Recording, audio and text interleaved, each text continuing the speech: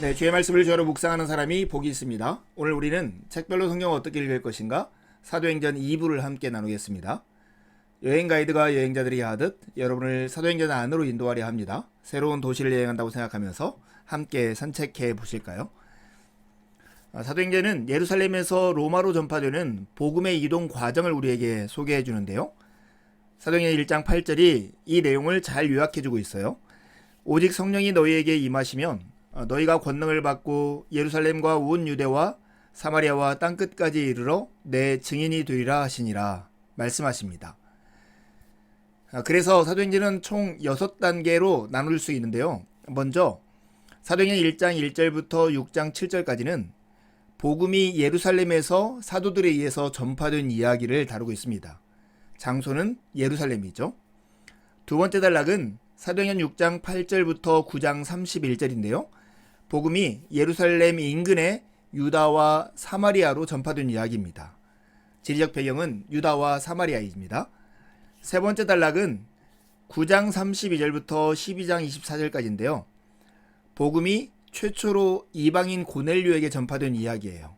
여기는 바울의 회심 이야기가 포함되어 있기도 합니다. 바울은 이방인들을 위한 사역자였죠. 네 번째 단락은 사도행전 12장 25절부터 16장 5절까지인데요. 복음이 아시아의 이방인들에게 전파된 이야기로 바울의 1차 전도 여행 이야기가 여기에 담겨져 있습니다. 지역은 지금의 터키 지역인 아시아 땅에서 이루어집니다. 다섯 번째 단락은 복음이 아시아를 넘어서 이제는 유럽으로 전파된 이야기예요. 사도행전 16장 6절에서 19장 20절까지인데 바울의 2차, 3차 전도여행 이야기입니다. 지금 이 유럽은 지금 그리스 마게도니아 땅인 마게도냐와 아가야 지방의 복음 전파를 이야기하는 것입니다. 여섯 번째 단락은 복음이 마침내 그 당시에 땅끝으로 이해되었던 로마까지 전파된 이야기를 소개하는데요. 사도행전 19장 21절부터 28장 31절까지의 내용이고 결국 바울은 로마까지 이르러서 이 사도행전이 끝나는 내용입니다. 네, 이제 성경을 펴고 말씀을 읽으면서 사도행전을 함께 산책해 보실까요? 사도행전의 첫 번째 단락은 1장 1절부터 6장 7절까지 있는 내용인데요. 복음이 사도들에 의해서 예루살렘에서 전파된 이야기입니다. 예수님이 부활하신 다음에 40일 동안에 제자들과 함께 있으면서 하나님 나라를 가르치신 일과 그 이후의 사건들을 기록하고 있는데요. 특별히 12제자 중에 한 명, 가룟 유다의 결손으로 인해서 이루어진 그 결혼을 보충하는 일이 있습니다. 왜 이런 일을 했을까요? 12제자가 이스라엘의 12지파를 대표하기 때문입니다. 그 일 후에 공동체가 탄생돼요. 그것의 계기는 오순절에 임한 성령님 때문에 그렇습니다. 오순절에 성령의 강림한 사건이 기록되고 그것을 설명하는 베드로의 설교가 나타나고 그 결과 복음이 실현된 공동체 곧 교회가 탄생합니다. 특별히 성령이 강림하는 사건 속에서 이방인의 세계가 축소된 형태로 소개되고 있는 모습에 주목하기를 바랍니다.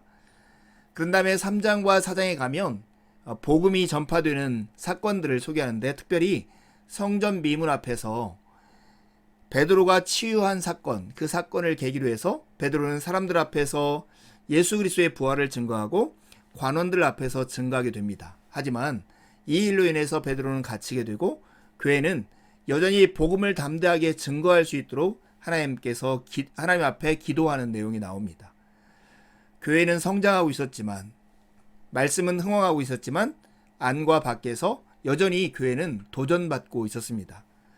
재물과 관련한 도전이 4장 32절에서 5장 11절에 나오고요. 치유 사건과 관련된 도전이 5장 12절에서 42절에 나와요. 그리고 리더십과 관련된 도전도 6장에 나오는데요.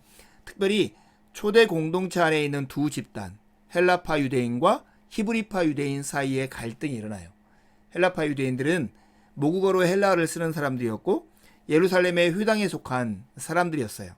나중에 이방인들에게 복음을 전하는데 주역 같은 역할을 하죠. 히브리파 유대인들은 아람어를 모국어로 썼고 예루살렘에 근거지를 둔 사람들이었습니다. 이 둘 사이의 갈등이 교회에 큰 문제가 되었던 것이죠. 여러분, 사도행전은 누가행전의 이부와 같다고 했죠. 그래서 누가복음과 연결된 두 가지 요소가 있어요. 첫 번째는 이 제자들의 사역들이 늘 성전 뜰에서 행하고 있다는 거예요. 두 번째는 이루어지는 모든 사건들이 구약 이야기에 나타난 중요한 순간들의 성취로 해석되고 있다는 것입니다. 이것들을 주목하면서 사도행전을 읽으면 큰 도움을 얻을 수 있을 것입니다. 네, 사도행전의 두 번째 단락은 사도행전 6장 8절에서 9장 31절까지인데요. 복음이 유대와 사마리아에 전파된 이야기입니다. 세 사람의 인물을 주목할 필요가 있어요. 스데반, 빌립, 그리고 바울입니다. 먼저 6장 8절에서 8장 1절은 스데반의 이야기인데요. 체포를 당한 다음에 사네드린이라고 하는 우리로 하면 국회 같은 곳에서 설교를 하게 된 스데반 이야기입니다. 그 결과 사람들에게 미움을 사고 스데반은 순교를 하게 되죠.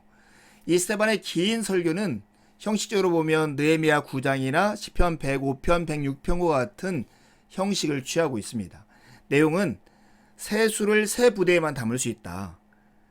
너희들의 생각을 가지고 예수 그리스도를 담을 수 없다라는 그 내용을 설교하고 있고요. 주제는 성전과 율법을 가지고 하고 있습니다. 특별히 설교에는 모세의 역할이 강조되고 있는데요. 예수님이 역시 모세처럼 거절당하고 계시다 하는 것을 소개하고 있습니다. 결국 스데반은 돌에 맞아 죽게 되죠. 이 일로 인해서 교회는 핍박을 당하고 사람들이 흩어지게 돼요. 흩어진 곳에서 예수님의 제자들이 사역을 하게 되는데, 특별히 이 초대교회 7 집사 중에 한 명이었던 빌립의 사역이 8장 2절부터 40절까지 나옵니다. 순교 후 교회가 박해를 받자 빌립은 사마리아에 가서 사역을 하게 됩니다. 그곳에서 이티오피아의 내시를 만나고 그에게 이사야 53장을 풀어 해설하면서 그의 회심을 이끌어냅니다. 빌립의 사역, 그것이 무엇이었을까요? 사마리아 사람들과 유대교로 개종한 이방인들에게 복음을 전파한 사역이었습니다. 특별히 예수님이 이곳에서 고난당하는 종으로 소개되고 있습니다. 9장에 가면 이후로 사도행전에서 중심적 역할을 하는 사도 바울의 회심과 부르심 사건이 나타납니다. 그리고 회심한 이후에 이 사울은 다메섹에서 복음을 전파하고 예루살렘에 갔다가 다시 자기의 고향인 다소로 옮겨서 머물게 되는 이야기가 여기에 나와 있습니다. 여러분, 사도행전 9장에 나오는 바울의 회심 이야기는 사도행전 22장과 26장에도 나와요. 거기에서는 바울 스스로가 다른 사람 앞에서 그 이야기를 들려주는데요. 바울은 이방인 선교에서 자신이 차지하는 역할의 중요성을 강조하기 위해서 자신의 간증을 하는 것을 볼 수 있습니다. 이 단락의 마감은 9장 31절에 나오는데요. 함께 읽어보실래요? 그리하여 온 유대와 갈릴리와 사마리아 교회가 평안하여 든든히 서가고 주를 경외함과 성령의 위로로 진행하여 수가 더 많아지니라. 네, 사도행전 세 번째 단락은 사도행전 9장 32절부터 12장 24절까지 있는 내용인데요. 복음이 최초로 이방인들에게 전파된 이야기입니다. 이 단락은 베드로의 사역에서 시작해서 베드로의 사역으로 마치는데요. 먼저 베드로가 루다에서 사역한 이야기입니다. 애니아와 다비다를 고친 사건이죠. 그런 다음에 이방인 고넬료의 회심 이야기가 10장에 나타납니다. 이 일 때문에 예루살렘 교회가 베드로에게 해명을 요구하고 베드로는 이것을 설명하고 교회에 승인을 얻는 내용이 11장에 나오고요. 11장 19절에 30절에 보면 흩어진 사람들이 안디옥에 가서 교회를 세운 안디옥 교회가 설립된 이야기를 합니다. 그리고 12장에 가면 야고보 사도가 순교한 이야기와 베드로가 옥에 갇혔다가 기적적으로 천사에 의해서 탈옥하는 이야기가 나타납니다. 여러분, 고넬료의 회심 이야기가 이 부분에서는 매우 중요한데요. 고넬료가 환상을 보고 베드로를 초대하죠. 베드로는 그곳에 가서 설교를 하게 되고요. 이로 인해서 이방인 고넬료가 최초로 예수 그리스도를 주로 섬기는 회심의 사건이 일어나고 이방인에게 성령이 임하는 역사가 나타납니다. 고넬료의 개종 사건, 회심 사건이 두 번이나 이게 기술이 돼요. 이방인의 최초의 회심 사건이었기 때문에 그만큼 중요했던 거죠. 근데 중요한 건 이거예요. 이방인의 최초 회심이 누구에 의해서 일어났냐 하는 거예요.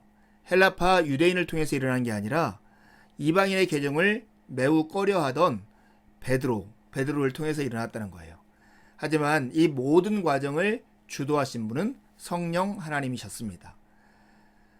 이방인에게 복음을 전가한 것 때문에 예루살렘 교회가 큰 혼란에 빠지죠. 베드로에게 해명을 요구해요. 그래서 베드로는 이 일들 가지고 예루살렘 교회에 가서 해명을 합니다. 성령이 임하셨다. 내가 누구이기에 하나님이 하시는 일을 맡겠느냐. 이게 베드로의 결론이에요. 그러자 교회가 이방인에게까지도 성령이 임했다는 걸 보고 복음의 대열에 동참함을 가지고 기뻐하는 내용으로 합의를 봅니다. 안디옥 교회가 세워진 다음에 그 다음에 야고보의 순교와 베드로 사건이 다시 기록이 되는데요. 야고보 사도가 헤롯 아그리빠에 의해서 숨지게 되고요. 베드로가 같은 핍박을 받고 감옥에 갇히지만 천사를 통해서 하나님께서 감옥에서 석방을 하게 하십니다. 그런 다음에 자기를 높이고 있는 헤롯 아그리빠가 죽게 되는데 복음을 방해한 자, 이 헤롯 왕의 죽음은 그 무엇도 복음을 막을 수 없다는 것을 우리에게 웅변적으로 가르쳐주고 있습니다. 네, 사도행전 네 번째 단락은 사도행전 12장 25절부터 15장 35절까지인데요. 복음이 아시아의 이방인들에게 전파된 이야기를 담고 있습니다. 이방인 선교를 확장하는 이야기가 12장 25절부터 13장 3절에 나오는데 안디옥 교회가 바울과 바나바를 선교사로 파송하는 이야기죠. 바울과 바나바가 1차 전도여행을 떠나 아시아에서 복음을 전파하는 이야기가 13장 4절부터 14장 28절까지 나옵니다. 그리고 돌아와서 예루살렘 공의회에 이것을 보고하는 얘기가 15장에 나타납니다.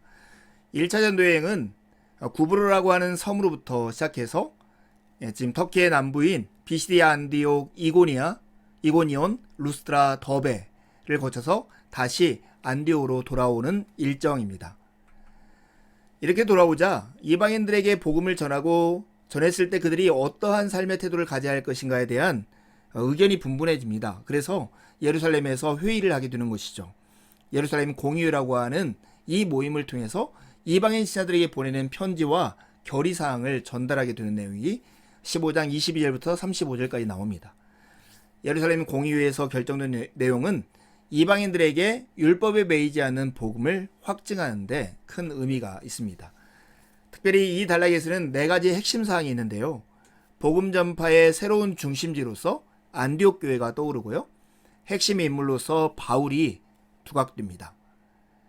그리고 디아스포라 유대인 회당에서 설교한 모범을 우리가 볼 수 있는데 바로 비시디아 안디옥에서 한 바울의 설교인데 13장 16절부터 41절에 나옵니다. 그리고 복음이 확산됨에 따라서 이제 유대교와 그리스도교가 단절되는 것이 처음 나타나는 곳이 여기입니다. 16장 5절은 이렇게 말씀하는데요. 이에 여러 교회가 믿음이 더 굳건해지고 수가 날마다 늘어가니라.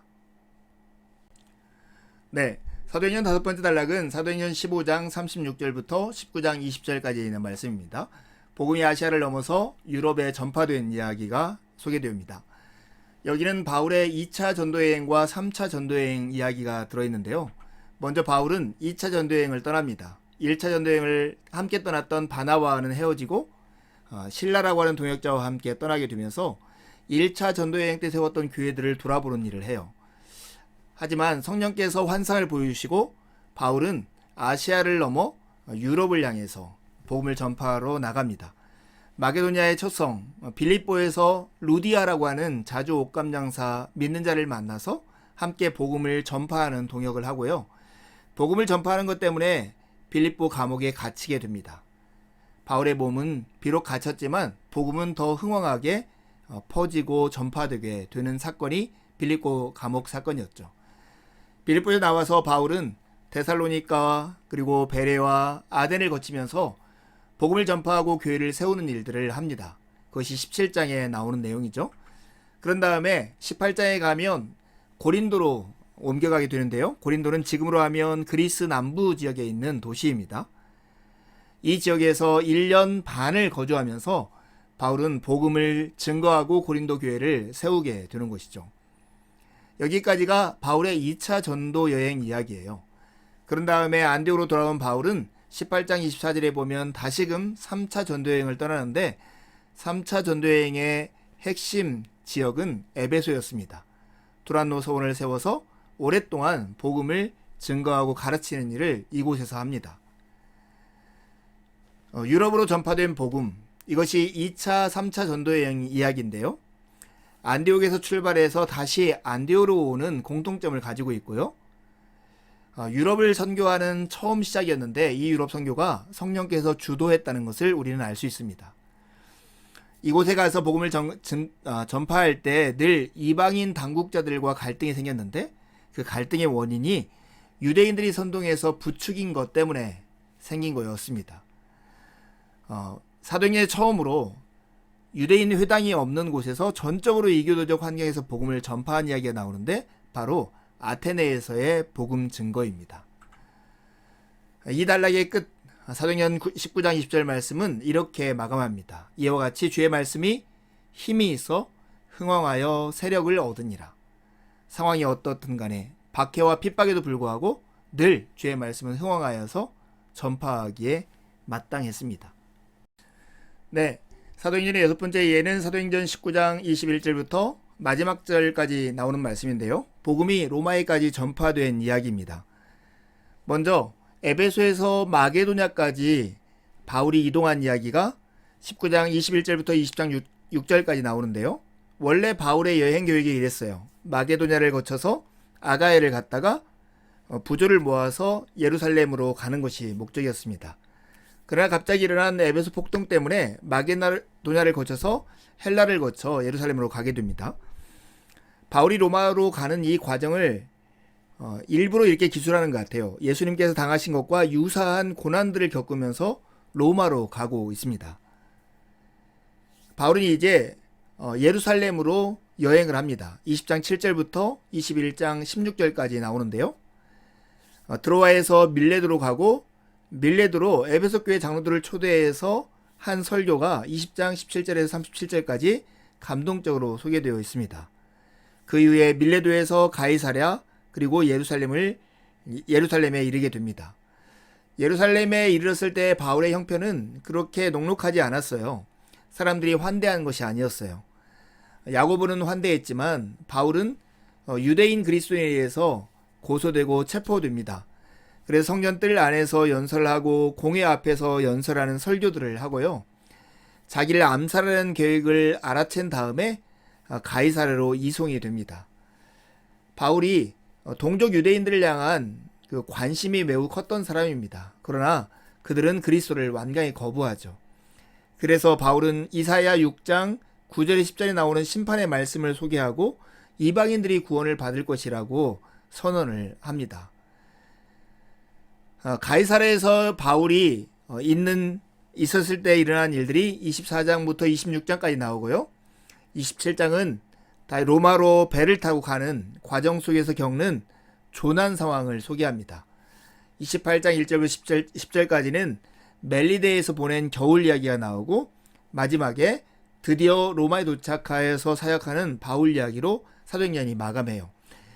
가이사랴에 있을 때 바울은 특별히 두 사람을 만나는데요. 한 명은 벨릭스라고 하는 총독이고 다른 한 명은 아그리빠 왕이었습니다. 이들 앞에서 바울이 자신의 간증을 하면서 복음을 전파한 이야기가 나오고 로마로 가기 위해서 무죄로 추정될 수 있는 상황임에도 불구하고 황제에게 재판을 받겠다고 황제에게 호소한 얘기가 나옵니다. 로마로 옮겨가는 이 과정 가운데 바울은 유라굴로라는 큰 풍랑을 만나고 배가 깨지고 조난을 당하는 상황을 겪게 되는 것이죠. 이 난파 사건 이야기, 이것이 27장 1절부터 28장 16절까지 나오는데요. 바울의 로마 입성이 궁극적으로 하나님의 보호하심과 역사였다는 것을 우리에게 잘 보여줍니다. 마침내 로마에 도착한 바울, 그곳에서 여전히 바울은 복음을 전파하는데요. 사도행전 마지막은 이렇게 기술되어 있습니다. 바울이 온 이태를 자기 셋집에 머물면서 자기에게 오는 사람들을 다 영접하고 하나님의 나라를 전파하며 주 예수 그리스도에 관한 모든 것을 담대하게 거침없이 가르치더라. 네, 성경 전체 이야기 속에서의 사도행전의 위치는 무엇일까요? 누가행전에 2부가 없었다면 성경 이야기가 얼마나 빈약해졌을지 상상하기도 어렵습니다. 이 책을 통해서 우리는 많은 역사적 간격들을 메울 뿐만 아니라 복음이 세상에서 진행되고 있는 하나님의 역사라는 것을 지속적으로 깨닫게 됩니다. 복음이란 모든 사람들을 위해 예수 그리스도와 성령을 통해서 주시는 구원의 이야기입니다. 이제 사도행전을 펼쳐보시겠어요? 할 수 있는 대로 반복해서 읽으시고요. 읽으면서 배우거나 묵상한 것을 기록해 보세요. 기록한 것을 가까운 누군가와 나누어 보십시오. 다시 한번 강의를 들으면서 내용을 정리해 보시고요. 읽고 묵상한 내용을 가지고 하나님 앞에 나가서 기도를 드리십시오. 하나님의 은혜가 아침 햇살처럼 여러분 영혼 안으로 스며들 것입니다. 감사합니다.